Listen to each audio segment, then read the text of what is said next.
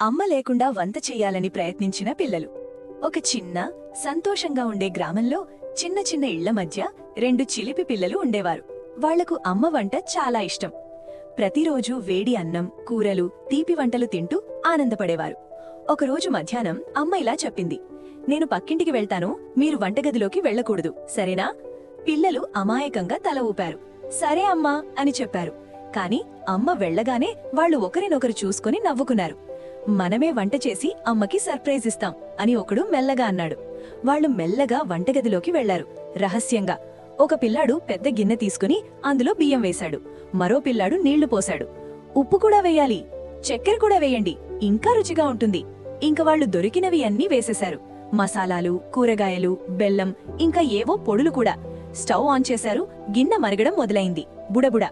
కొద్దిసేపట్లో అంతా గందరగోళం అయిపోయింది. నీళ్లు పొంగిపోయాయి. పిండి నేలపై పడింది. వంటగదంతా చెదిరిపోయింది. పొగ కూడా వచ్చింది. అయ్యో అయ్యో! పిల్లలు దగ్గుతూ ఇక్కడక్కడా పరుగెత్తారు. ఏదో తప్పు జరుగుతోంది అని ఒకడరిచాడు. అంతలో అమ్మ ఇంటికొచ్చింది. తలుపు దగ్గర ఆగి వంటగది పరిస్థితి చూసి ఆశ్చర్యపోయింది. ఇక్కడేం జరుగుతోంది అని అడిగింది. పిల్లలు తల వంచుకుని భయంతో నెమ్మదిగా చెప్పారు, మేము మీలాగా వంట చెయ్యాలని అనుకున్నాం. అమ్మ వాళ్ళని చూసి కొంచెం నవ్వుకుంది. వంట చేయడం అంత సులభం కాదు, నెమ్మదిగా నేర్చుకోవాలి, జాగ్రత్తగా చెయ్యాలి. పిల్లలు తమ తప్పు అర్థం చేసుకున్నారు. తల ఊపారు. ఆ రోజు వాళ్లు కలిసి వంటగది శుభ్రం చేశారు. ఇకపై అమ్మ మాట వినాలని మాట ఇచ్చారు. నీతి: పెద్దల మాట వినాలి, ఏ పని అయినా ముందుగా నేర్చుకుని చెయ్యాలి. చూసినందుకు ధన్యవాదాలు.